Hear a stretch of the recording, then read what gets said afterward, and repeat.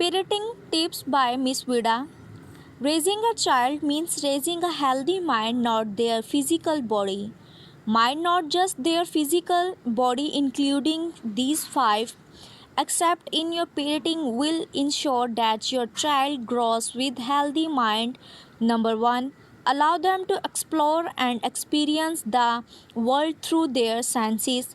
Let them eat messy, play with hands that simulated that their senses, and explore taste and smell. Create a safe environment and allow them to experience success and failure. Play games and give them small responsibilities. Let them make mistakes and take risks.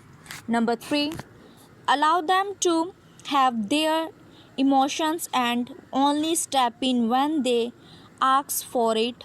They now way can come to you everywhere they need it. Thank you.